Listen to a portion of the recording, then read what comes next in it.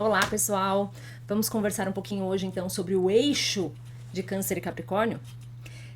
Eu, quando fiz um post no Instagram alguns anos atrás sobre esse eixo, na verdade era um post sobre Capricórnio, e aí eu aproveitei para falar sobre o eixo. Eu usei o termo do eixo do pertencimento, porque em Câncer a gente tem essa ideia de pertencer, né, dentro daquele grupo que a gente construiu vulnerabilidade, né, elos afetivos, e em Capricórnio a gente tem a ideia de que a gente pertence a uma sociedade, a um estado, a uma nação, enfim. E de fato, isso é um aspecto que a gente vai falar um pouquinho hoje. Mas hoje eu vejo esse eixo, né, e até tem outros autores astrólogos que também dão, né, por exemplo, a Cláudia Lisboa, ela chama esse eixo Câncer Capricórnio de eixo da eternidade, e o Carlos Holanda, ele chama de eixo da formação do Estado. Então, ele também tem mais essa visão da ligação de Capricórnio com as instituições sociais, né? O fato é que nós falamos um pouco sobre Câncer já, sobre o fato dele ser esse signo da grande mãe, da grande nutridora, da construção de afetos, de elos de pertencimento, de locais de segurança afetiva. E aqui, como locais, eu quero dizer um lugar no colo do outro ou no nosso colo, que está à disposição da vulnerabilidade das pessoas que a gente ama, né? A ligação de Câncer com a casa 4, que é uma casa de ancestralidade, que é uma casa que fala do passado, né? Daquilo que vem até nós através da história dos nossos antepassados também. E a Lua como regente mundano de Câncer, nós já conversamos sobre isso, então, no básico, sobre o signo de Câncer. Sobre Capricórnio nós não falamos ainda, mas eu vou dar uma passada geral aqui. Antes de mais nada, eu quero trazer mais alguns aspectos sobre Câncer também, que eu acho que para esse vídeo vão ser legais da gente falar. Câncer fala também sobre as memórias, né? Fica muito óbvio quando a gente pensa que ele é um signo que trata do passado, por ser um signo ligado à casa 4, por ter essa relação com a mãe e o seu bebê, e até com a própria ideia de gestação. Então, isso trata muito das origens daquele bebê, por exemplo, né, e da própria origem da mãe como parte de um ente, né, de uma mulher que além de outras coisas também agora é mãe e tudo mais. Então são várias faces do que está nascendo ali, né? E o próprio animal que representa o signo de Câncer, né, que é o caranguejo. Aliás, uma curiosidade, né, por que Câncer chama Câncer?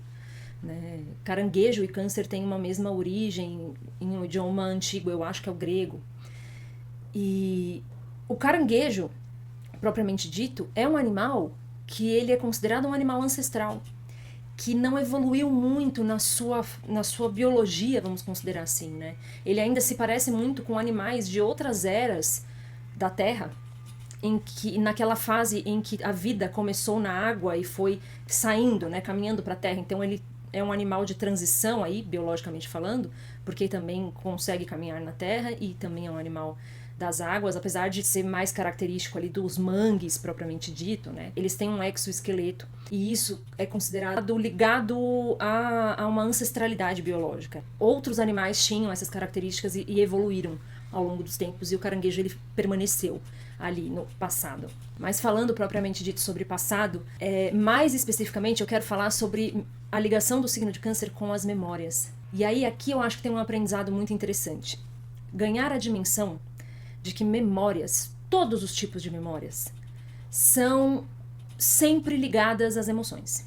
Então, na forma individual, quando a gente pensa que eu tenho uma visão sobre a minha infância, sobre a minha família, né, todos que estavam ali nela, os amigos que eu tinha e tudo o que eu vivi na infância, e que essa visão certamente está ligada com a forma com que eu fui afetada pelos fatos empíricos que aconteceram. E não necessariamente é a verdade absoluta sobre o que aconteceu. Então, isso a ciência hoje já sabe mais do que com certeza, de que sim, cada um vai ter uma percepção daquilo que está acontecendo de fato ali. Então, uma cena importante na família que envolva, sei lá, 5 pessoas. Cada uma dessas 5 pessoas vai ser afetada de uma forma e dali 15 dias vão ter uma percepção já mais ou menos diferente, dali um mês já mais diferente, dali 10 anos elas vão contar essa história, cada um quase que baseado na forma como foi afetado por aquilo que aconteceu. Então existe o fato empírico, né? Existe aquilo que pode ser provado e comprovado, e existe a percepção, a narrativa de cada um a respeito daquilo. E isso não deixa de ser a própria história, né? Ah, não, mas história, Rafaela, tá? Tem lá os achados arqueológicos. De fato, o achado arqueológico é um fato empírico. Mas o que o arqueologista percebe e supõe em cima do achado arqueológico é a percepção dele. E é subjetivo. Ah, não, mas nós achamos 50 mil coisas, tudo bem. Você está construindo, sim, uma narrativa. O que eu quero dizer é o seguinte... Não, tudo que se trata do passado vai passar pelo signo de Câncer, gente. Vai passar pelas memórias. Pela sua percepção do que é a verdade. Eu escuto às vezes muito um termo do tipo, porque isso é memória afetiva. Se você usa o termo memória afetiva como sinônimo de uma memória positiva, uma memória feliz, tudo bem, legal. Mas se você usa o termo memória afetiva crendo que existe memória que não é afetiva, não existe. Nem mesmo os registros históricos do que a gente tem, alguém registrou. E esse alguém é um ser humano, né, presente numa linha de espaço-tempo, com uma percepção de mundo, com seus próprios traumas, vulnerabilidades, enfim. É difícil você querer um registro realmente que não seja poético. Seja pro bom, tipo, ultra idealizando uma coisa, seja para uma coisa muito dramática, uma percepção muito...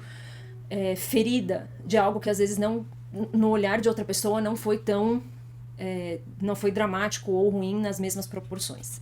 Isso é um universo muito da lua também. Então, quando a gente tem pessoas na família que tem a lua em signos mais intensos ou mais assim, ligados aos signos de água, a tendência é que aquelas pessoas tenham uma sensibilidade maior, então elas vão se sentir mais afetadas pelo que está acontecendo, e ao longo do tempo elas vão ter uma percepção um pouco mais dramática a respeito daquele fato.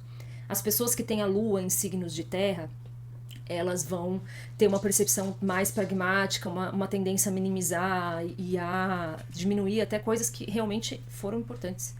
Então, eu estou dizendo tudo isso, e talvez a maior lição que você possa tirar do signo de Câncer é essa: tudo passa pelo universo dos afetos quando se trata de memórias. Cuidado quando você acredita piamente que você é o dono da verdade. Porque, no fundo, essa é a sua percepção. E a sua percepção não vale menos do que as dos outros, não é esse o ponto. Mas respeitar o quanto você se afeta a respeito do que acontece ao seu redor e o quanto as demais pessoas são afetadas, ou se permitem ser afetadas, eu acho que é o que o signo de Câncer mais tem a ensinar, quando a gente pensa nos assuntos passado e no assunto memórias. E aí a gente tem, do outro lado, né, do mapa, o signo de Capricórnio. Um signo de terra, cardinal de terra, pragmático, ambicioso, né? Dono ali da casa 10, que é o topo do céu, a casa da carreira, do propósito de vida, da velhice, né? Se um fala mais das origens da vida e do passado, do lugar aonde eu vim e pertenci desde o princípio, o outro está falando da onde eu quero chegar, como vai ser o fim de todas as coisas, vamos dizer assim, né? O início do fim. Depois que a gente passa ali da casa 10, no mapa a gente começa a ter uma descendente até a casa de Peixes, que seria o final da nossa história, né? A conclusão final da nossa história. Então, nós temos em Capricórnio essa rigidez, essa estrutura. Eu gosto de lembrar que, e isso eu vou falar um pouco mais quando a gente falar sobre Capricórnio, mas a cabra montanhesa, que representa o signo de Capricórnio, ela é uma cabra, sim, então as qualidades do animal cabra estão ali. Disciplina, resiliência. Eu gosto muito de uma frase da professora Lucilena Galvão, que ela fala em algumas das suas palestras, que ela fala sem pausa e sem pressa. Isso é bem a energia de Capricórnio, né? Essa ideia de você fazer um pouco todos os dias e na constância do tempo, o próprio tempo vai te premiar com o esforço de você ter sido constante, né? Então, o impulso, entre aspas, de Capricórnio é o impulso justamente da constância ao longo do tempo. Essa é a ideia, não é de grandes avanços, né? Eu penso no signo de Capricórnio no crescimento de uma árvore mesmo. Você olha, às vezes, aquele tronco robusto como um produto final de algo que levou muito, mas muito tempo para se consolidar daquela forma. Então a passagem do tempo também está em Capricórnio. Mas aqui a gente está falando de um tempo que não está nas memórias. É um tempo cronológico. Esse é o tempo mais empírico, mais pragmático. O tempo que conduz o nosso dia a dia. né? É o horário que está marcado no nosso relógio. E eu quero aproveitar já que nós estamos falando de tempo e deixar aqui uma sugestão, se você ainda não fez, de assistir a série This Is Us.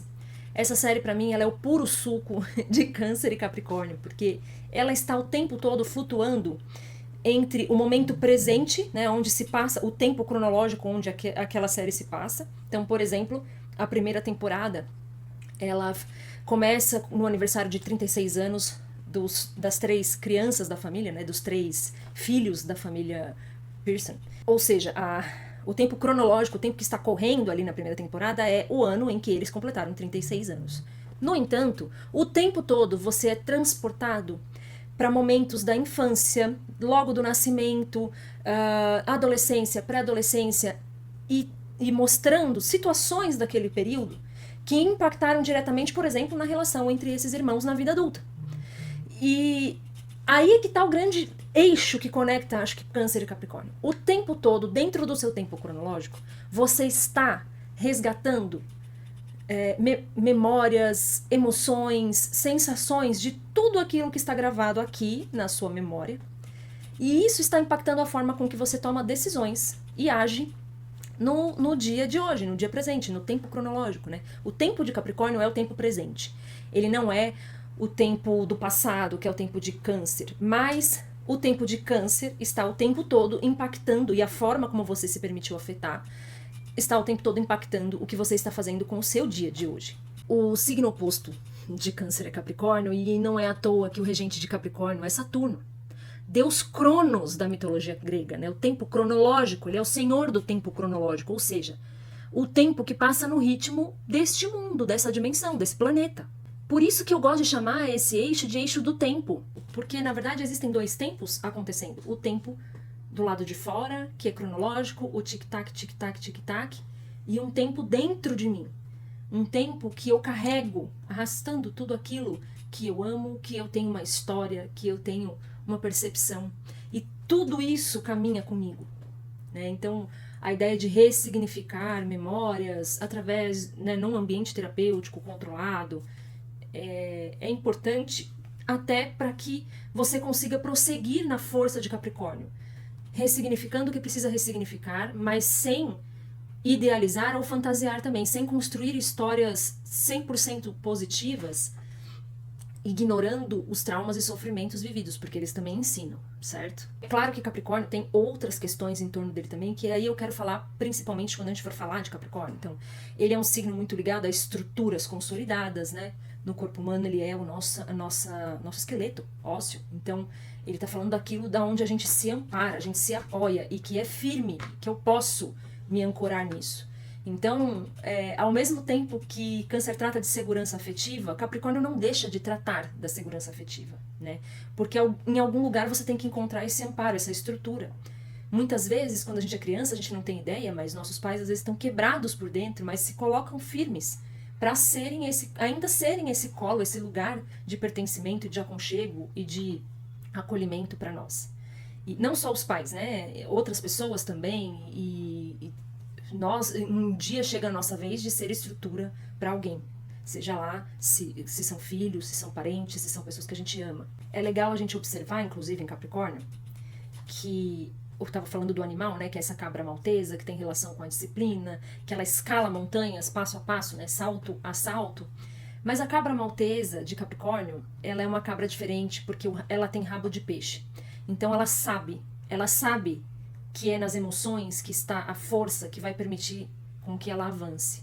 Eu falei no vídeo de Câncer, né, que não tem casa 10, não tem futuro, não tem propósito de vida sem uma estrutura inicial, sem um lugar da onde sair, sem um início. E isso tá nas tuas origens, isso tá na tua ancestralidade, isso tá no quão capaz você de fato é de resolver as questões que você tem com o seu passado, seja lá que momento do passado for esse. Então, não é que não tem, é óbvio que todo mundo vai ter um futuro, mas você perde autonomia porque se torna muito inconsciente no que se trata das tuas decisões, né? Esses traumas, essas memórias mal processadas passam ali a influenciar tão profundamente naquilo que você tá, a forma como você tá reagindo no dia a dia, que se torna difícil para você realizar o futuro que você gostaria de realizar, gostaria de correr atrás. Tem outro detalhe também que eu acho interessante, essa ligação de Capricórnio com Câncer, né? É que essa cabra do mito, que tem esse rabo de peixe, ela amamentou o próprio Zeus.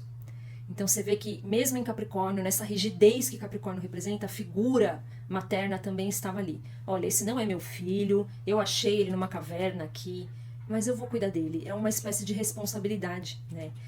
E sempre quando eu penso, né, em Câncer e Capricórnio, eu ouvi uma frase certa vez que também resume pra mim muito bem. Responsabilidade não deixa de ser uma expressão de afeto. Então quando você toma frente de algo que nem tem tanta vantagem pra você de fato, sei lá, não é o teu público-alvo, não é a tua carreira, não é importante pra você, mas é importante pra alguém, ou você vê algo bonito florescendo disso, e você vai e assume a responsabilidade a respeito daquele projeto, daquela decisão, das atuações que precisam ser feitas em alguma coisa, em alguma situação específica. Isso tudo também é uma forma de amar, né? Isso é propriamente a forma de você ser esse ponto de estrutura para alguém que precisa. Certa vez eu ouvi uma frase que também me fez pensar muito sobre a questão das memórias, que a gente conversou aqui hoje. E essa frase diz o seguinte, eu vou ler para vocês. Acho que a única razão de sermos tão apegados em memórias é que elas não mudam, mesmo que as pessoas tenham mudado. Então aqui, mais uma vez, a gente começa a ver de novo os apegos de Câncer aparecendo, né? Tipo, às vezes eu tenho apegos a uma relação porque o que eu vivi dentro daquela relação foi maravilhoso, mas não há possibilidade de você viver tudo aquilo de novo porque as pessoas mudaram. Isso acontece especialmente com grupos de amigos, amigos que você traz da infância, da adolescência, mas todo mundo já mudou tanto que se torna às vezes um pouco inviável manter uma relação, né? Você tem encontros com essas pessoas para relembrar dos momentos positivos, é super possível, mas às vezes é inviável que isso se sustente para o futuro. Então, são pessoas que, sei lá, casaram, foram morar em outros lugares, pensam em outras coisas, gostam de outras coisas agora, né? Já se modificaram muito daquilo que era a origem, né? Que mantinha a amizade ali na infância, por exemplo. E isso demanda de nós equilibrar o tempo. O tempo Câncer, né? O tempo que não é contado pelo relógio, ou seja, esse passado que está sempre nos chamando, né? E o tempo cronológico, que é o tempo do agora, em que eu preciso atuar, em que eu preciso estar consciente. Pessoas com posições importantes nesse eixo, que é o eixo de Câncer e Capricórnio, elas vão estar sempre sendo chamadas a equilibrar o tempo. Ora deixando de olhar para a vida sob o prisma das memórias e enxergar a realidade dos fatos, que também é importante, né? É a maturidade capricorniana aqui que a gente está falando. Ora cultivando um olhar mais amoroso e menos exigente também com a realidade, honrando também as memórias que se tem. Existe também uma questão nesse eixo do desapego, né? E a forma com que Capricórnio convoca Câncer para desapegar, muitas vezes, é com a rigidez da realidade. Tipo, olha, tal situação não tem mais jeito. Não dá mais para tolerar um comportamento XYZ do fulano, né? Capricórnio encontra em si mesmo essa força da cabra que escala montanhas para construir esses limites, que às vezes Câncer não é capaz, né? Não é à toa que em Câncer nós temos esse exoesqueleto, né, no caranguejo. O esqueleto está do lado de fora, é difícil você penetrar a intimidade de Câncer, né, de você ter... a pessoa ela tem mais critérios antes dela se apegar a você, se afeiçoar a você. Se você ultrapassar essa casca de esqueleto que fica do lado de fora, no caranguejo, o que tem dentro é super molinho, vamos dizer assim, é super vulnerável. Então, Câncer precisa dessa força de Capricórnio para, mesmo que você já tenha deixado uma pessoa entrar dentro dos seus limites de vulnerabilidade, dentro do seu ciclo de intimidade, você precisa ter força, às vezes, diante de algumas situações, de empurrar alguém ou algo, algum comportamento para fora, para não se ferir mais. Bom, é isso. Espero que vocês reflitam sobre isso e seguimos. Vamos falar aí sobre mais um pouco sobre Câncer, e eu também vou gravar o eixo Gêmeos e Sagitário que eu fiquei devendo.